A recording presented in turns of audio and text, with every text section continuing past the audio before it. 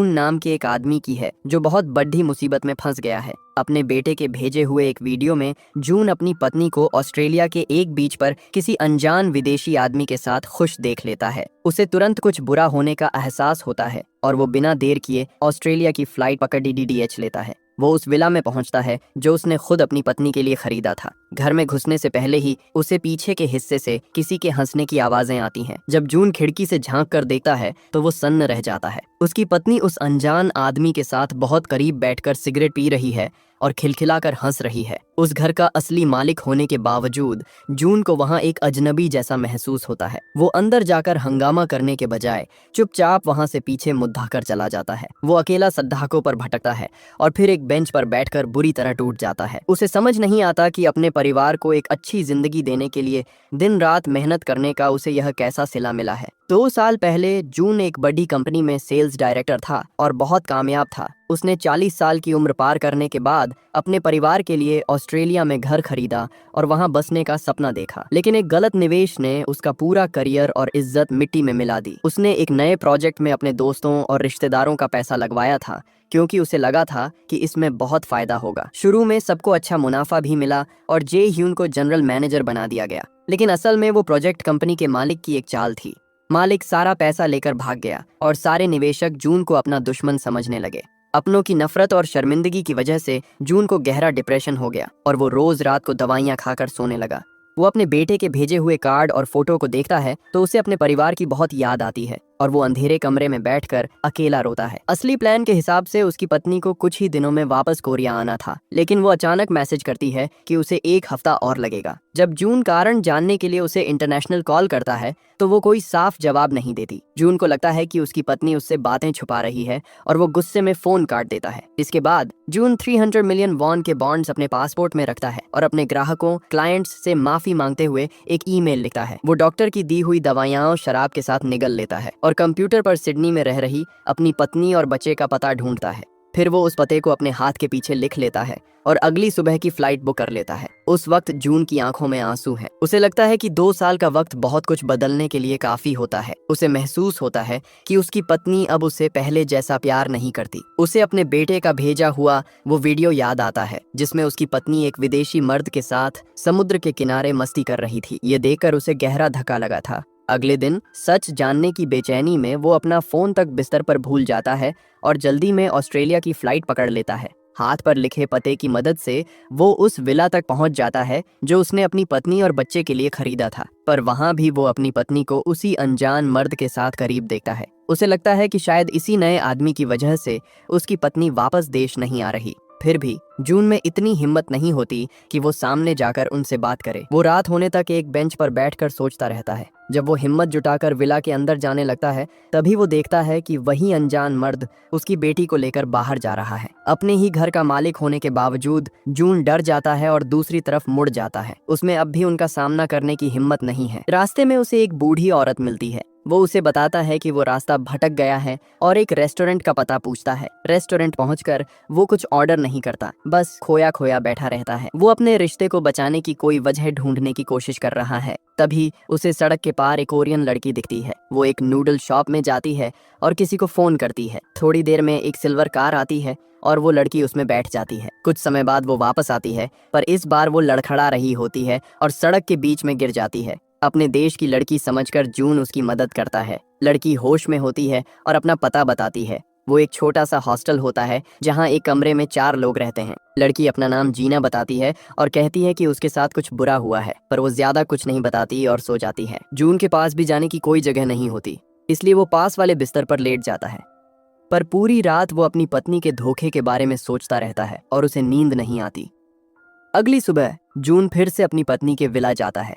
वो पिछले दरवाजे से चुपचाप घर के अंदर कदम रखता है। उस वक्त उसकी पत्नी और बेटा घर पर नहीं थे। जून पूरे घर को देखने लगता है। बाथरूम में उसे 2 बड़ों के और 2 बच्चों के प्यारे टूथब्रश दिखाई देते हैं। जब वो अपने बेटे के कमरे में जाता है तो दीवार पर लंबाई नापने के निशान और बेटे की बहुत सारी तस्वीरें देखता है। हमेशा गंभीर रहने वाले जून के चेहरे पर अपने बेटे को बढ़ता हुआ देखकर एक मुस्कान आ जाती है। लेकिन ये तस्वीरें उसे यह भी याद दिलाती हैं कि काम में व्यस्त रहने के कारण उसने अपने बच्चे के बचपन के कितने जरूरी पल खो दिए हैं। तभी उसकी नजर एक ऐसी फोटो पर पड़ती है जिसमें उसकी पत्नी, बेटा और वो अनजान शख्स अपनी बेटी के साथ हंस रहे थे। यह देखकर जून की मुस्कान गायब हो जाती है। उसे लगता है जैसे फोटो में दिख रहे ये 4 लोग ही असली परिवार हैं। बेटे के कमरे से निकलकर जून अपनी पत्नी के बेडरूम में जाता है। वहाँ डेस्क पर एक सिम्फनी ऑर्केस्ट्रा के इंटरव्यू का फॉर्म और एक चमकता हुआ वायोलिन रखा था। उसे याद आता है कि उसकी पत्नी ने एक बार कहा था कि वो थक गई है और वायोलिन बेच देगी,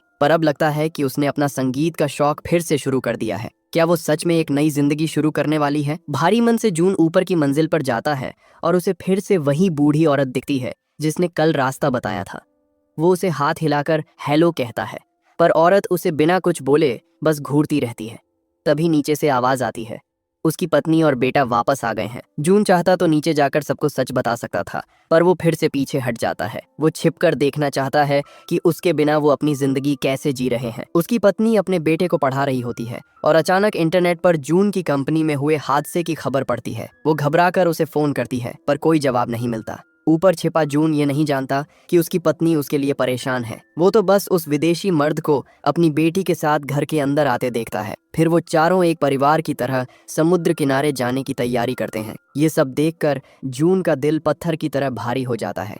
जब घर में फिर से सन्नाटा हो जाता है तो वो नीचे आता है और देखता है कि उसकी पत्नी इमिग्रेशन के दस्तावेज तैयार कर रही है। अब जून को यकीन हो जाता है कि उसकी पत्नी और बच्चा उसके बिना ऑस्ट्रेलिया में नई जिंदगी शुरू करने वाले हैं। वहाँ उसका दम घुटने लगता है, इसलिए वो उनका पीछा करते हुए बीच पर पहुंच जाता है। भीड़ में भी वो अपने परिवार को आसानी से ढूंढ लेता है। सब बहुत खुश दिख रहे थे, जबकि जून अकेला एक बेंच पर बैठा उन्हें देख रहा था। जब वो अपनी पत्नी को उस अनजान मर्द के लिए श्रिम्प छीलते देखता है तो उसे अपनी पत्नी की पुरानी बात याद आती है। संतरा छीलना अपनापन है और झींगा छीलना प्यार है, पर अब उसका प्यार किसी और के लिए था। तभी वहां अचानक जीना आ जाती है। वो जून से मदद मांगती है और बताती है कि पिछली रात उसके साथ क्या हुआ था। वो कहती है कि वो 2 साल से ऑस्ट्रेलिया में मेहनत कर रही थी और उसने $20,000 जमा किए थे ताकि उन्हें कोरियन वन में बदलकर अपने घर वापस जा सके। पर क्योंकि बैंक में एक्सचेंज रेट बहुत कम था, जीना ने अपने ही देश के लोगों से पैसे बदलने की कोशिश की। ये वही लोग थे जो कल रात उस सिल्वर कार में थे। बदकिस्मती से वो धोखेबाज निकले। उन्होंने न सिर्फ जीना के साथ मारपीट की, बल्कि उसके सारे पैसे भी छीन लिए। जीना बताती है कि उसका वीजा खत्म हो चुका है, इसलिए वो पुलिस के पास नहीं जा सकती, वरना उसे देश से बाहर निकाल दिया जाएगा। ऑस्ट्रेलिया में उसका कोई रिश्तेदार भी नहीं है। हताश होकर वो जून से विनती करती है कि वो उन धोखेबाजों को ढूंढने और उसके पैसे वापस दिलाने में मदद करे। लेकिन जून, जो पहले से ही अपनी पत्नी के धोखे से दुखी था, उसके पास दूसरों की मदद करने की हिम्मत नहीं थी। वो मना कर देता है और जाने लगता है। तभी जीना जमीन पर बैठकर फूट फूट कर रोने लगती है। लड़की को इतना बेबस देखकर जून का दिल पिघल जाता है और वो अनिच्छा से उसकी मदद के लिए मान जाता है। पर रात हो चुकी थी और जीना को उन धोखेबाजों का पता याद नहीं आ रहा था, इसलिए दोनों बस गोल गोल घूमते रहे। किस्मत से वो फिर से उसकी पत्नी के विला के पास से गुजरते हैं। ठीक उसी समय उसकी पत्नी फोन पर बात कर रही थी। जून सुनता है कि वो उस विदेशी मर्द क्रिस से कह रही है कि उसने वापस जाने की तारीख आगे बढ़ा दी है। ये सुनकर जून का गुस्सा और बढ़ जाता है और ज्यादा दुख भरी बातें सुनने के डर से वो तुरंत वहां से चला जाता है। जीना को कुछ समझ नहीं आता, पर वो उसके पीछे पीछे चलती है। बाद में दोनों समुद्र किनारे एक बेंच पर बैठते हैं। जीना उस परेशान आदमी जून को अपनी कहानी सुनाती है। उसकी बातों से जून को पता चलता है कि अगर ऑस्ट्रेलिया में किसी के पास सरकारी नौकरी हो तो वो अपना वीजा बढ़वा सकते हैं और उन्हें वापस नहीं भेजा जाएगा। तब उसे समझ आता है कि उसकी पत्नी ने वापस लौटने की तारीख क्यों बढ़ाई, क्योंकि उसके म्यूजिक ग्रुप के इंटरव्यू का रिजल्ट 1 हफ्ते बाद आने वाला था। ये जानकर उसे अपनी पत्नी पर दया आने लगती है। उसे समझ नहीं आता कि उसकी पत्नी को अचानक नौकरी की जरूरत क्यों पड़ी। अगले दिन जून उस विदेशी मर्द क्रिस के बारे में छानबीन करने का फैसला करता है। वो देखना चाहता था कि उस आदमी में ऐसा क्या है जो उसकी पत्नी उसे इतना पसंद करने लगी। पर उसे पता चलता है कि क्रिस तो बस एक मामूली कंस्ट्रक्शन वर्कर है और उसकी आर्थिक स्थिति जून से बहुत खराब है। इससे जून और भी उलझन में पड़ जाता है। तभी एक पुल पर खड़ा होकर वो सोच ही रहा था कि एक कर्मचारी उसे टोकता है। वो कर्मचारी पुल की मरम्मत कर रहा था और उसे चेतावनी देता है कि अगर उसने ऊपर से कूदने जैसा कोई गलत कदम उठाया तो उसे जुर्माना देना होगा। वो आदमी अपने काम और मेहनत के बारे में बात करता है। आखिरकार जून तब तक इंतजार करता है जब तक क्रिस की छुट्टी नहीं हो जाती। वो उसका पीछा करते हुए अस्पताल पहुंचता है। वहां उसे पता चलता है कि क्रिस की पत्नी सालों से बिस्तर पर है और चल फिर नहीं सकती। जून अब और भी हैरान था। उसकी पत्नी एक शादीशुदा आदमी के साथ क्यों है? इस रिश्ते को खत्म करने के लिए क्रिस के जाने के बाद जून उसकी बीमार पत्नी के कमरे में जाता है। वो उसे सब सच बता देता है, ये सोचकर कि वो औरत गुस्सा होगी और उसका साथ देगी। पर उम्मीद के उलट वो औरत पहले से ही सब जानती थी। वो तो खुश थी कि उसका पति किसी और के साथ खुश है। उसने कहा कि वो 6 साल से पैरालाइज्ड है और उसके ठीक होने की कोई उम्मीद नहीं है। इसी बीच क्रिस की पत्नी बताती है कि उसका पति अपनी बेटी को पालने के साथ साथ उसके इलाज के लिए दिन रात मेहनत करता है। इस वजह से वो बहुत शर्मिंदा महसूस करती है। इसलिए जब उसे पता चला कि क्रिस को अपनी पड़ोसन जून की पत्नी से लगाव हो गया है तो उसे बुरा नहीं लगा। वो दिल से चाहती है कि उसका पति और बेटी खुश रहें। जून के लिए यह बात समझना मुश्किल था, पर उसके मन में पछतावों की लहर दौड़ गई। उसे बुरा लग रहा था कि एक अच्छी जिंदगी देने के नाम पर वो अपने परिवार को इस अनजान देश में ले आया। उस रात जून अपनी पत्नी के विला के बाहर टहलता रहा। वो अब भी अपनी पत्नी का सामना करने की हिम्मत नहीं जुटा पा रहा था, इसलिए बस दूर से नजर रख रहा था। अंदर उसकी पत्नी अब भी जून की कंपनी वाली खबर को लेकर परेशान थी। उसने कई बार जून को फोन किया पर फोन नहीं लगा। हार कर उसने अपने एक दोस्त को फोन किया और घर जाकर जून को देखने को कहा। उसे अंदाजा भी नहीं था कि जिस आदमी को वो इतनी बेचैनी से ढूंढ रही है वो उसकी खिड़की के ठीक बाहर खड़ा है। क्रिस की पत्नी से बात करने के बाद जून को एहसास हुआ कि उसका अपनी पत्नी और बच्चे को ऑस्ट्रेलिया लाना कितना गलत फैसला था। एक परदेश में सबसे ज्यादा इंसान को अकेलापन सताता है और उसकी पत्नी ने 2 साल तक यह सब झेला था। उसे लगा कि अगर अब वो क्रिस से प्यार करती भी है तो इसमें उसकी गलती नहीं है। इसके बाद जून वहां से चुपचाप जाने लगा, पर उसकी पत्नी का कुत्ता उसके पीछे भागने लगा। जून ने उसे भगाने की कोशिश की पर वो नहीं गया। तभी पीछे से एक कार आई और कुत्ता उसके नीचे आ गया, पर खुशकिस्मती से उसे कुछ नहीं हुआ। मजबूरी में जून को कुत्ते को अपने साथ ले जाना पड़ा। बाद में वो जीना से मिला ताकि उन धोखेबाजों से उसके पैसे वापस ले सके। पर जब वो काफी मेहनत के बाद उनके ठिकाने पर पहुंचे तो वहां फॉर रेंट का बोर्ड लगा था।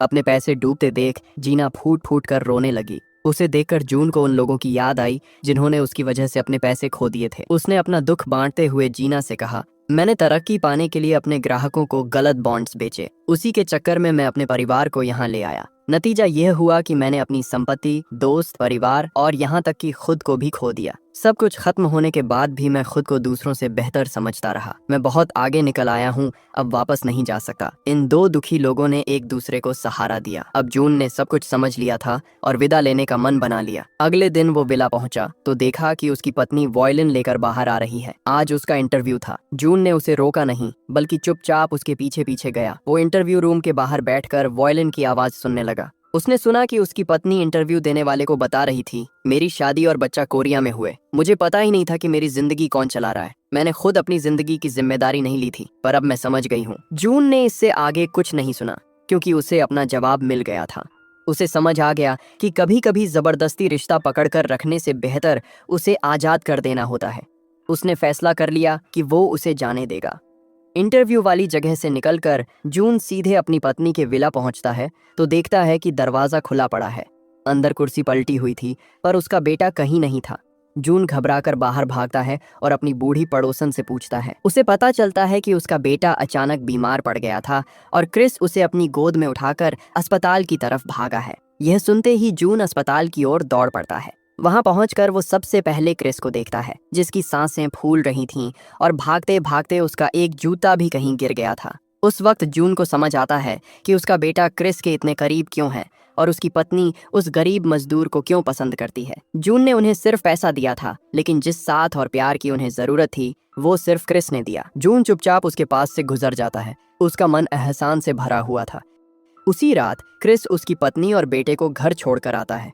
वो जून के बेटे को गोद में उठाकर बिस्तर पर लिटाता है। जून, जो बच्चे का असली पिता है, वो बस दरवाजे के बाहर खड़ा होकर यह सब देखता रह जाता है। इस हादसे ने उसकी पत्नी को अंदर से तोड़ दिया था और वो भावुक होकर क्रिस के गले लग जाती है। उन दोनों के बीच अब दोस्ती से बढ़कर रिश्ता बन चुका था। ये देखकर जून का दिल टूट जाता है और वो जमीन पर बैठकर फूट फूट कर रोने लगता है। तभी खिड़की से हवा का एक झोंका आता है और मेज पर रखे कागज पलटने लगते हैं। जून देखता है कि इमिग्रेशन वाले फॉर्म में उसकी पत्नी ने पति वाले कॉलम में जून का ही नाम लिखा था। उसे एहसास होता है कि उसकी पत्नी के भविष्य के सपनों में वो हमेशा शामिल था। लेकिन अफसोस, अब बहुत देर हो चुकी थी। जब जून खड़ा होकर शीशे वाले दरवाजे में देखता है तो वो दंग रह जाता है। शीशे में उसकी परछाई ही नहीं थी। उसी पल जून को सब याद आता है। ऑस्ट्रेलिया आने वाली रात को अपनी पत्नी का पता लिखते समय उसने शराब के साथ बहुत सारी नींद की गोलियां खा ली थीं और उसकी मौत हो चुकी थी। वो तो एक स्पिरिट बनकर अपने परिवार की फिक्र में यहाँ तक चला आया था। सब कुछ समझ लेने के बाद जून अपने सोते हुए बेटे के पास जाता है, उसे प्यार से सहलाता है और आखिरी बार अलविदा कहता है। वो कहता है, बेटा, मैं चाहता हूँ कि तुम्हारे और तुम्हारी माँ के सारे दिन ऐसे ही खुशी से बीतें। मैं दुआ करता हूँ कि तुम दोनों हमेशा खुश रहो। इसके बाद जून भारी मन से विला से बाहर निकल आता है। वो सड़क किनारे एक बेंच पर बैठ जाता है और फूट फूट कर रोने लगता है। इतने दिनों से उसने जो दर्द दबा रखा था वो आज आंसुओं के रूप में बाहर निकल आता है। अगली सुबह जब उसकी पत्नी सोकर उठी तो उसने देखा कि इमिग्रेशन के कागजात और जून की फोटो जमीन पर पड़े हैं। ठीक उसी वक्त उसे घर से एक फोन आता है और उसे जून की मौत की खबर मिलती है। जैसे ही सुबह की पहली किरण फूटी है, जून अपनी साथी जीना को जगाता है और उसे उस जगह ले जाता है जहां वो धोखेबाज ठहरे थे। वहां पुलिस ने घेरा बना रखा था। जब जीना छिपकर अंदर जाती है तो वो एक दिल दहला देने वाला दृश्य देखती है। उसी यार्ड में उसकी अपनी लाश दफन थी। जीना जमीन पर गिरकर बेआवाज रोने लगती है। असल में उस रात उन धोखेबाजों के साथ हुई हाथापाई में जीना बच नहीं पाई थी। सच तो यह था कि जून और जीना दोनों ही अकेली रूहें थीं। कोई नहीं जानता था कि वो कभी यहाँ आए भी थे। और वो लोग जो जून को देख पा रहे थे, जैसे क्रिस की बीमार पत्नी, पुल की मरम्मत करने वाला मजदूर, वो बूढ़ी औरत और उसकी पत्नी का कुत्ता, वो सब भी ऐसी ही रूहें थीं जो इस दुनिया को छोड़ चुकी थीं पर अपनी यादों से जुड़ी हुई थीं। इसके बाद जून अपनी साथी जीना से विदा लेता है। जीना उससे पूछती है कि क्या उसे वाकई जाना होगा। जून उसे अपने साथ चलने को कहता है पर जीना मना कर देती है। वो कहती है कि अभी भी बहुत सी चीजें हैं जो उसने नहीं की हैं। उसे दुख और गुस्सा है कि उसने खुद अपनी जिंदगी के फैसले लिए, फिर भी उसका अंत इतना दर्दनाक हुआ। जून उसे समझाता है कि वो भी उतना ही दुखी है और शायद चुपचाप दुनिया से चले जाना ही सबसे अच्छा है, ताकि किसी को पता भी न चले कि वो कभी यहाँ थे। जीना पूछती है कि वो कहाँ जाना चाहता है तो जून जवाब देता है कि पूरी जिंदगी उसे पता ही नहीं था कि ऐसी कोई जगह होती भी है, इसलिए वो बस उसे देखना चाहता है। उसे यकीन है कि अगर जीना यहाँ रुकेगी तो उसकी माँ उसे लेने जरूर आएगी। अंत में जीना ऑस्ट्रेलिया में ही रुकने का फैसला करती है, अपनी उस माँ का इंतजार करने के लिए जो कई साल पहले मर चुकी थी। अंत में जून अपनी पत्नी के कुत्ते को साथ लेकर उस टापू की यात्रा पर निकल पड़ता है जहाँ जाने का वादा उसने कभी अपने बेटे से किया था। जून और जीना दोनों ही अकेलेपन और दुख में डूबे हुए थे। जून लंबे समय तक अपने परिवार से दूर रहा। उसने अपनी पत्नी और बच्चे को बेहतर जिंदगी के नाम पर ऑस्ट्रेलिया तो भेज दिया और खुद को तसल्ली देता रहा कि वो सुरक्षित हैं, पर हकीकत में वो उनके हालात और उनके मन की बात कभी जान ही नहीं पाया। बाद में जब जून की रूह इस अनजान देश में पहुंची तो उसने अपनी पत्नी को फिर से वायलिन बजाते और अकेले जिंदगी का सामना करते देखा, लेकिन उसकी इच्छा काफी नहीं थी। चाहे वो जिंदा था या मर चुका था, वो हमेशा बेबस ही रहा। वहीं जीना ने अपनी पूरी जिंदगी मेहनत की, पाई पाई जोड़ी ताकि वो अपने घर लौट सके, लेकिन अंत में उसके अपने ही देश के लोगों ने उसे धोखा दिया और उससे उसके पैसे और जान दोनों छीन लिए। जून और जीना एक जैसे ही लोग थे, ऐसे शरीर जिनके पास आराम करने की कोई जगह नहीं थी और ऐसा दुख जिसे बांटने वाला कोई नहीं था। उनके लिए मौत ही एकमात्र रास्ता बची थी। वो अपनी पुरानी जिंदगी से भाग निकले और फिर एक रूह बनकर दुनिया को एक अलग नजरिए से देखने आए। पुल पर गर्व से काम करने वाला वो मजदूर, वो बूढ़ी औरत जिससे जून मिला था और क्रिस की बीमार पत्नी, वो सब एक ही जगह पर जड़ हो चुके पेड़ों की तरह थे। वो अपनी पुरानी भावनाओं और यादों से चिपके हुए थे। वो पुल पर, अपने घर के सामने और अस्पताल के बिस्तरों पर अटके हुए थे। शरीर खत्म होने के बाद भी उनकी रूहों को कभी आज़ादी नहीं मिली। लेकिन इस मामले में जून और जीना को खुशकिस्मत कहा जा सकता है, क्योंकि उन्होंने सब कुछ पीछे छोड़ना सीख लिया। उन्होंने अपनी पिछली जिंदगी को मुड़कर देखा और अंत में उसे आज़ाद कर दिया। जून ने भी चुपचाप गायब होने का फैसला किया, उस जिंदगी से दूर जिसे वो कभी वापस नहीं पा सकता था। इन दोनों ने रूहों की नज़र से दुनिया के दुख और दर्द को देखा, जो हमें यह सोचने पर मजबूर करता है कि हमें अपनी जिंदगी किस नजरिए से जीनी चाहिए। सच तो यह है कि जिंदगी सिर्फ आगे बढ़ने का सीधा रास्ता नहीं है, हमें रास्ते के नज़ारों का आनंद लेना भी सीखना चाहिए, बिल्कुल उस फूल की तरह जिसे हम पहाड़ चढ़ते समय नजरअंदाज कर देते हैं।